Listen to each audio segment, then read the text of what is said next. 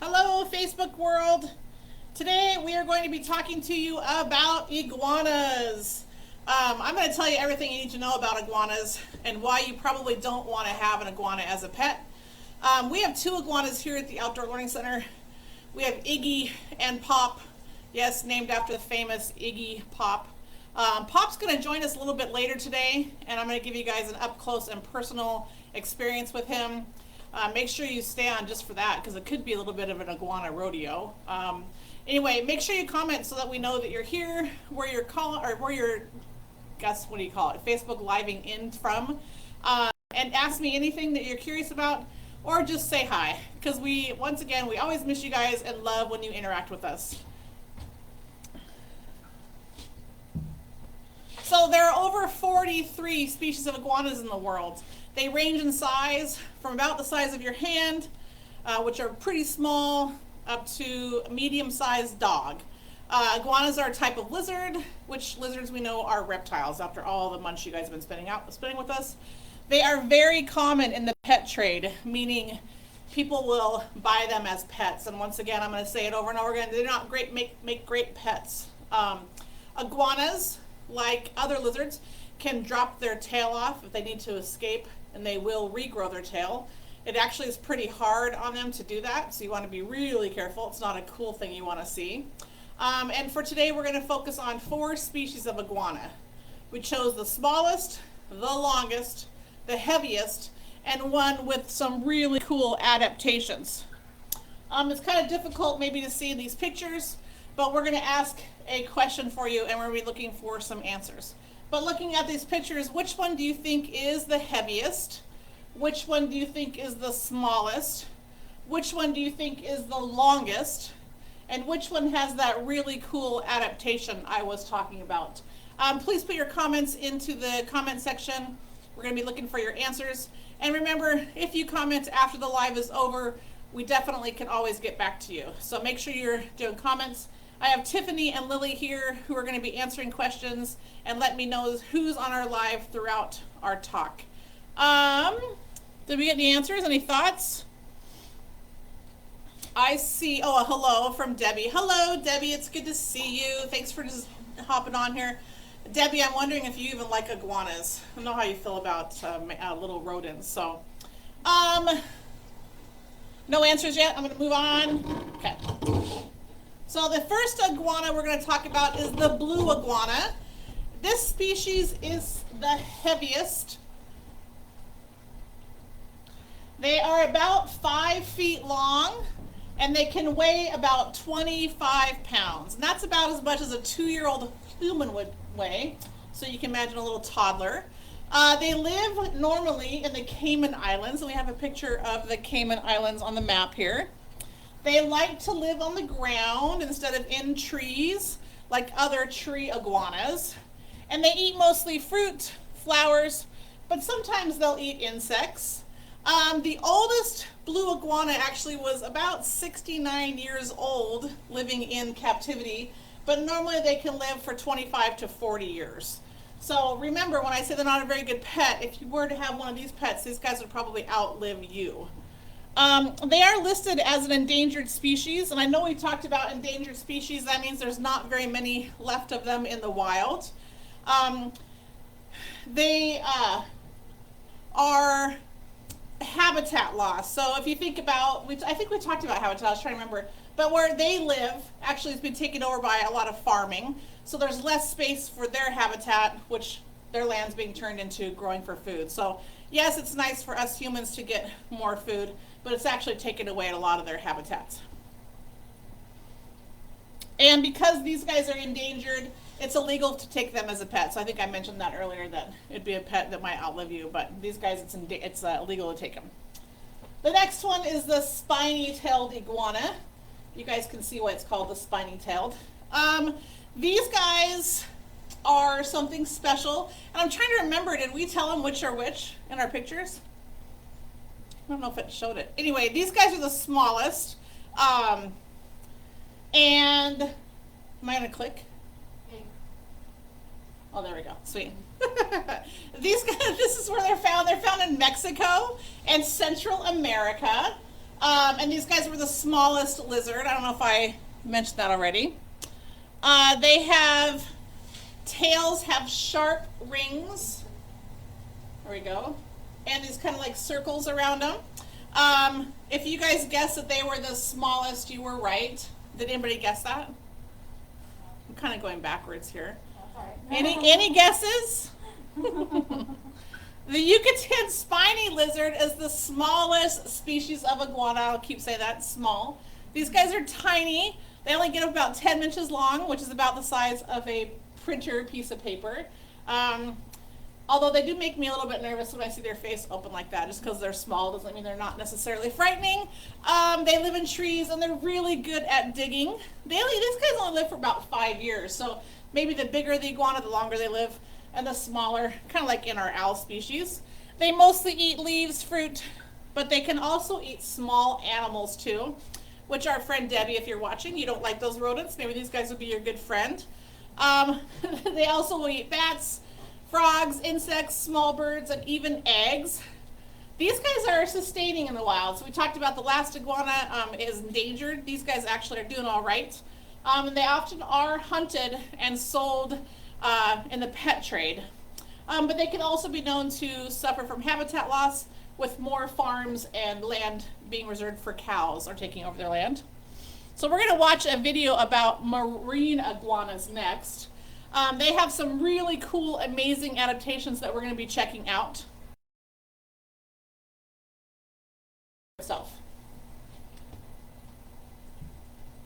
These curvy claws belong to the species we celebrate on Iguana Awareness Day, the iguana. This green iguana is quite common and even considered a pest in some countries. But there are 43 other types, more than half of which are endangered or vulnerable. One such vulnerable species lives only on the Galapagos Islands. Found throughout the archipelago, it's thought that marine iguanas evolved from South American land-dwelling iguanas that drifted out to sea millions of years ago on rafts of vegetation or debris. They may look menacing with their spiky spines and razor-sharp claws, but instead of meat, these iguanas love to chomp on algae, underwater. Marine iguanas scrape the algae from rocks with the help of their short snouts and sharp teeth. Long, flattened tails are well adapted for swimming through the water, much like crocodiles. And those razor-sharp claws? They're used for clinging to rocks, both underwater in heavy currents and back on shore. After submerged for up to an hour in the often frigid water of the Galapagos, marine iguanas must warm themselves on land, their dark coloration helping to absorb heat from the sun. Though it appears as light skin coloration, the white wig marine iguanas often wear is actually an incrustation of salt. This distinct look comes from expelling excess salt through a special gland near their nostrils. While Charles Darwin may have described their appearance as hideous looking and most disgusting, as the only ocean-swimming lizard species in the world, the unusual features of these iguanas are beautiful in terms of evolutionary survival. From the tree-dwelling green to the semi-aquatic marine, today we celebrate all of the incredibly adapted iguana species that hold a vital and unique place in our world. Okay, I'm hoping I can just click. Yeah, sweet. So far, and Debbie, thanks for mentioning that you like to see iguanas in the zoos. We really appreciate that. So the cool video showed us the adaptation was for the marine iguanas because they can actually swim in the ocean to get their food.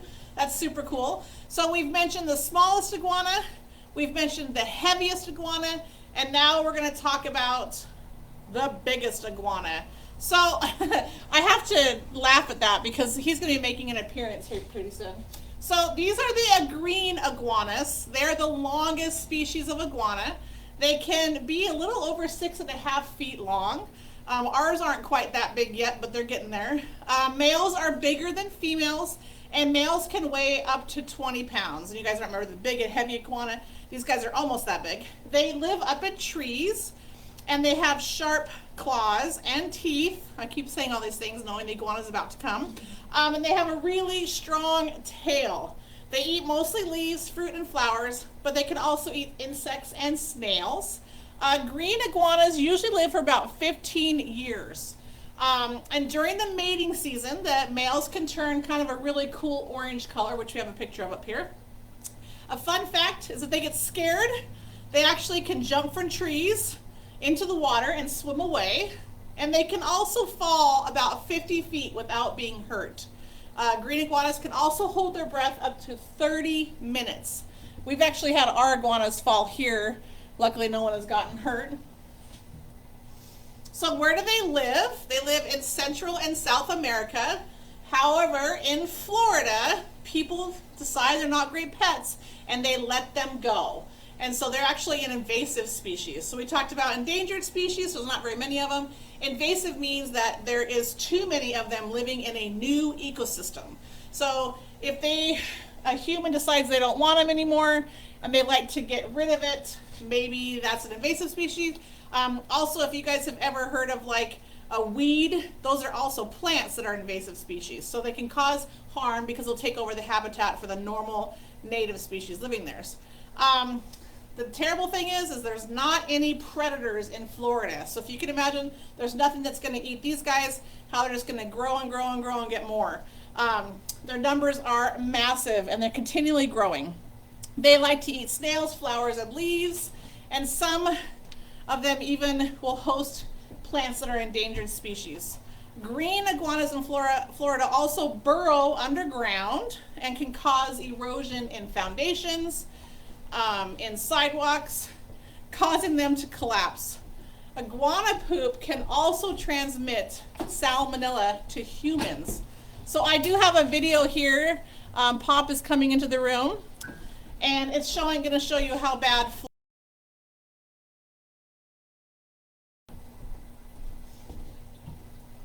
With no predators in Florida's inviting subtropical climate, these non-native iguanas are chewing through power and sewer lines, causing outages, leaving their droppings on sidewalks and pool decks, spreading dangerous salmonella, and reproducing at an alarming rate. A female can lay up to 80 eggs. We try to educate people on how they can deal with the conflict that they may face when they have iguanas in their property. That means encouraging exasperated homeowners to hang CDs on trees to scare them away, switch flowering plants to less appetizing ones, and to skillfully bait iguanas. And then when the iguana goes into the trap, after the bait, it steps on the trap and triggers it, and the door closes. So this week, I'm going to go, hold on one second. We have Amy Willard. Oh, thanks. So are we going to talk about Pop now? No, we have one more slide. Okay, sorry. Asking tech people. With no predators in Florida's inviting subtropical. Yeah. Technology is fun. Sweet. So this week is kind of unique. We didn't even know this was actually an accident. We love how it happens. It's actually National Invasive Species Awareness Week. So not all invasive species are as large as iguanas. So in order for you to do your part to stop the spread, here are some helpful hints. Maybe you guys have seen, I know that like when I'm driving on Highway 2 or Trent, you'll see like pull over if you have a boat, you have to check the bottom of your boat. So simple things you can do, clean your animals. So if you take your dog out hiking and they get weeds on them, they can actually transport those weeds to a new place. Clean your clothes or shoes of mud, seed, and birds, that will help. Only buy or burn local firewood. And then if you take your bike or ATV or boat somewhere, hose them off because they can easily get on those things and actually be transported to a new ecosystem. It's really important that we can do that part, because otherwise all that stuff could take over a new habitat and kill any native species, much like the iguanas are doing in Florida. It's important that we do our part and stop the spread of invasive species. So if you guys ever have more questions about this, we can actually answer emails, or if you comment on this video, we can share more stuff with you. So like I mentioned before, we actually have two iguanas living here at the Outdoor Learning Center. Iggy and Pop, they've been here, they're about 6 years old, and they came in 2017. When we first got them, they were tiny. And if you guys see an iguana in a pet store, they kind of look cute, little tiny lizard. I just saw a picture the other day with my daughter holding one on her back. He was a tiny little lizard, super cute. Today I have Pop. I'm going to grab the camera. Hopefully I don't make you guys too sick with this. So Pop is kind of chilling here. Am I going okay? Here we go. Yeah. So, I think I mentioned that he used to be tiny. He's gotten much, much bigger. So I'll kind of just talk about him. We mentioned before that iguanas' tails, if they get threatened or they feel like they're scared, they can actually drop them. They have really sharp claws for climbing trees. Pop actually likes to almost climb on plexiglass. His claws are so sharp. You guys can see these bits of skin. He's actually shedding. And we kind of talk about like when you are a kid and you start getting too big for your clothes, you notice your pants get tight or maybe short. Reptiles are the same.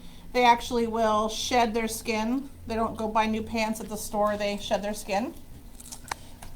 He is flicking his head a little bit, which is how he is communicating with me that he doesn't like what's happening very much. So we're just going to pay attention to that. They have this cool flap of skin, a dewlap on the bottom of their chin there. And that they can use to kind of puff up if they're scared or they flap it around. And everybody always wants to know what that circular thing is. Is that still showing up okay, Lily? That is actually just another scale. That doesn't really do anything. I kind of wonder if it doesn't help attract the mates though, the bigger one they are. The cool thing about iguanas is they actually have a third eyeball.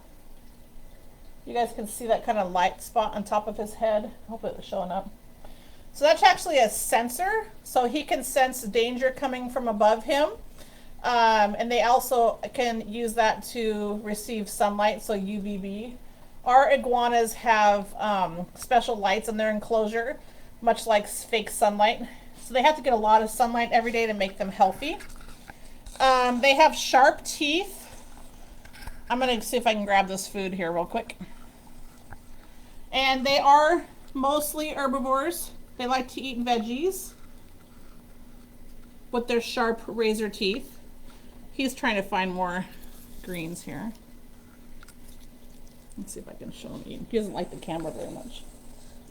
Have any questions coming in, Lily? Sweet. So he doesn't like me really much right now. So I'm going to back off a little bit.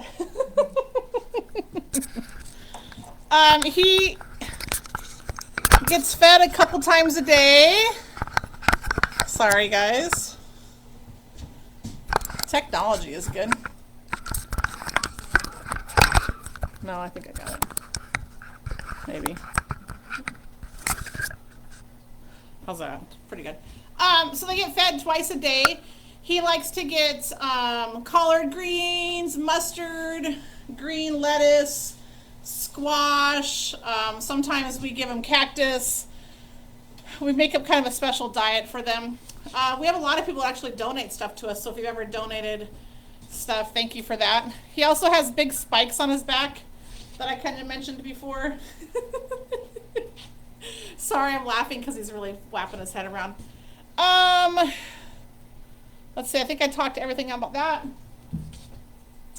So you can see that Pop was like flicking his head around. We're going to talk a little bit more about their behavior.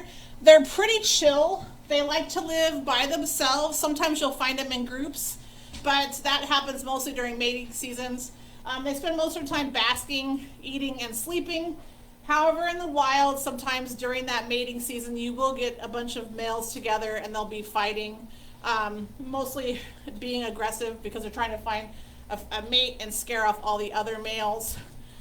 You guys saw Pop. He was kind of bobbing his head up and down, and that's usually just letting them know that get out of my territory or my habitat. I'm going for this lady. Sometimes, as I mentioned before, they can get really orange when they're trying to attract a female. They have really sharp teeth and claws, which I talked about, and strong tails. In fact, they can actually break a bone if they whack you with their tail. So we're really careful with Pop. We carry him with big gloves and everything. Sometimes they will actually hiss, which is kind of scary. If they feel threatened, they can freeze and not move, or they can even hide. We mentioned before that some actually will bury themselves. They also will mark their scent to tell other iguanas they have been in this territory. You guys might know, like a dog will pee in places. Iguanas are kind of the same way. When they're sleepy, they'll put their legs back There's a nice picture there. Kind of like us when we go to the beach and they're hanging out in the sun. They just kind of put their legs back and they might not close their eyes, but they're just relaxing. Any questions out there? No? Okay, cool. Just so you guys know, September is a really cool month besides the start of school, hopefully. This is National Awareness Day, September 11th, National Iguana Awareness Day. We love our iguanas, but we want you to know that they are not a good pet. I would not recommend having an iguana. These guys will live up to 15 years, so they're about 6 years old. They're going to be here for another 11 years. I'm old, and I just keep getting older. So if you get an iguana, you have to commit to having it for its whole life. They get big, and they take a lot of care, special lighting, a lot of food. So you have to really be committed. Our iguanas have huge enclosures. You can't just keep them in a small little tank. So please remember that if you get an iguana, they're going to be yours forever. So hopefully back in next September, we can celebrate National Iguana Awareness Day. And you guys can always enjoy our iguanas from afar. So thank you so much for joining us. Any questions out there? Nope. Sweet. If you guys are watching this on the replay, let us know. And if you have any comments or questions, we would love to hear from you. Have a great week. See you next Friday.